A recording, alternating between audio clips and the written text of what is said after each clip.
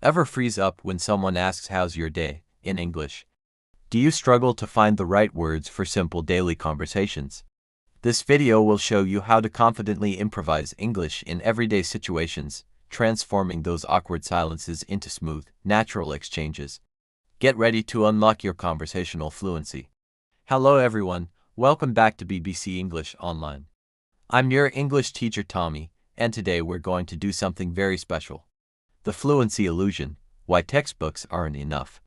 Many of you have spent years studying English. You've memorized countless vocabulary lists and perfected complex grammar rules. You can probably write a beautiful essay or ace a multiple-choice test. Yet, when faced with a simple, real-life conversation, something happens. The words disappear. Your mind goes blank. This is what I call the fluency illusion. It's the gap between knowing English on paper and using it in the real world. You might have perfect grammar, but your delivery feels unnatural, maybe even a little robotic. Does that sound familiar? You're not alone. So many learners feel stuck, wondering why all their hard work in the classroom doesn't translate to confidence on the street. The truth is, textbooks and traditional learning methods often fail to prepare us for the spontaneous, unpredictable nature of real conversation. They teach us the what of the language, the words and the rules, but they rarely teach us the how to use it dynamically, how to react in the moment, how to navigate the subtle dance of human interaction. Real conversations don't follow a script.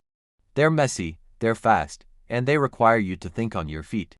That feeling of being tongue-tied, of translating every single word in your head before you speak, is a direct result of learning in a sterile, non-interactive environment.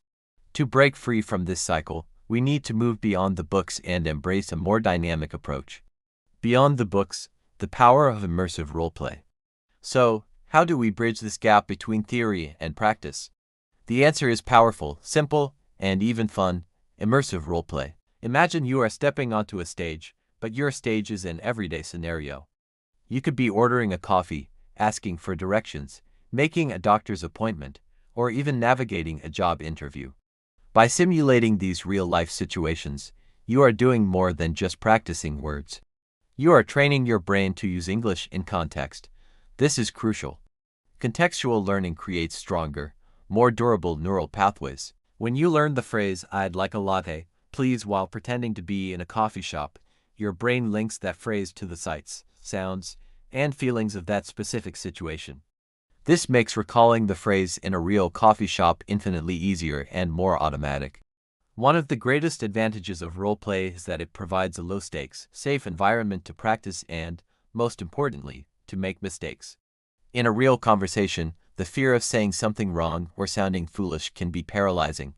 It shuts down our ability to improvise. But in a role-play scenario, mistakes are not just allowed.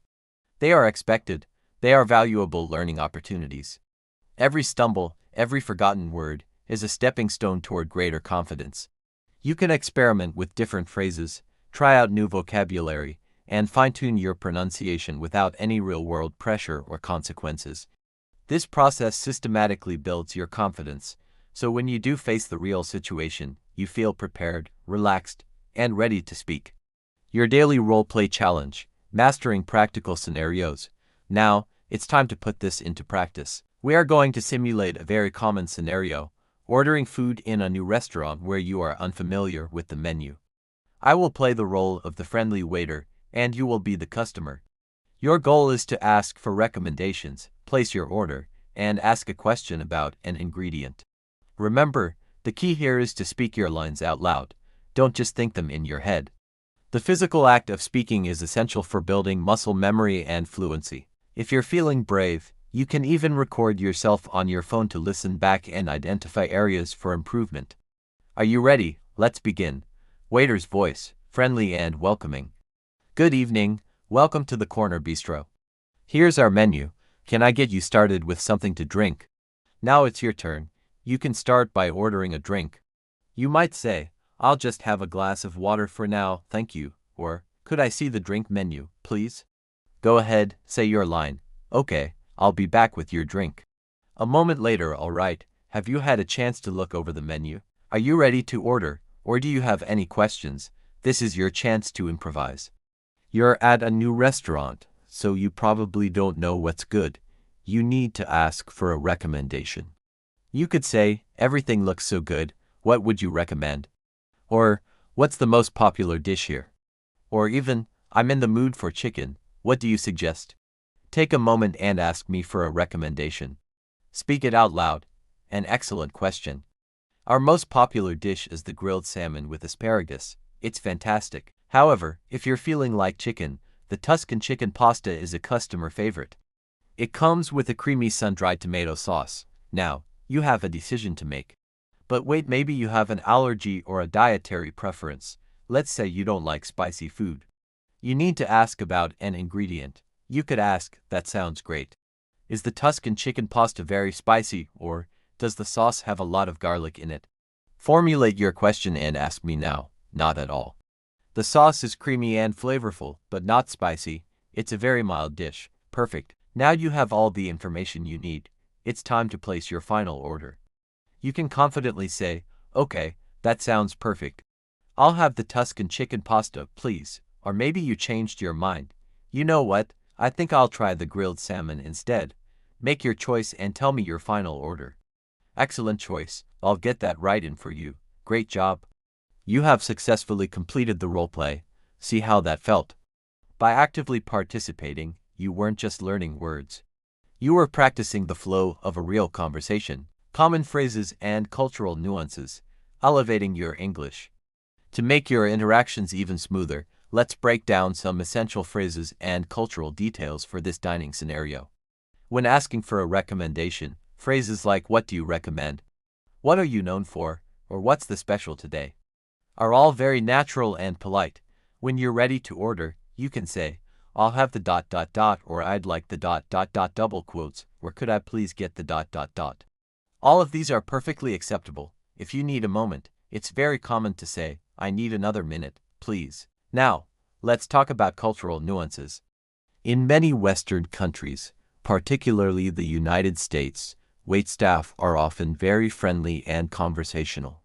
It is normal for them to introduce themselves by name and check on you multiple times during your meal with phrases like, "How is everything tasting?" or "Can I get you anything else?" A simple "Everything is great, thank you," is a perfect response. Also, tipping is a very important part of the dining culture in some countries. While we won't get into the exact percentages, being aware of this custom is part of navigating the situation fluently. Understanding these small details, the common phrases, and the unspoken cultural rules is what elevates your English from simply being correct to being truly natural and confident. It shows you understand not just the language, but the culture behind it. Unlocking your fluency. Your next steps. You did an amazing job today. But fluency is not built in a single day, it is built through consistent practice. The roleplay we did today is just the beginning. I encourage you to continue practicing. You can do it with a friend, a language partner, or even by yourself, just like we did today. In our upcoming videos, we will tackle other essential daily scenarios, making a phone call to book an appointment, returning an item to a store, striking up a casual conversation with a stranger, and so much more. Each scenario will equip you with the practical language and confidence you need to handle it with ease. Your journey to fluency is in your hands. I want you to take what you've learned and apply it. Try this restaurant roleplay again tomorrow, but this time, change the details. Maybe you're a vegetarian, or you're looking for a low-carb option. The more you practice improvising, the more natural it will become. I would love to hear about your experience. Please share how this roleplay felt for you in the comments below. Did you feel nervous? Did it get easier as you went along? Your stories and experiences can inspire and help other learners in our community. If you found this exercise helpful and are ready to transform your conversational skills, make sure to subscribe to this channel and turn on notifications. We are just getting started on this journey to real, confident English fluency. Thank you for joining me today, and I can't wait to see you in the next roleplay challenge. Keep practicing, and keep speaking.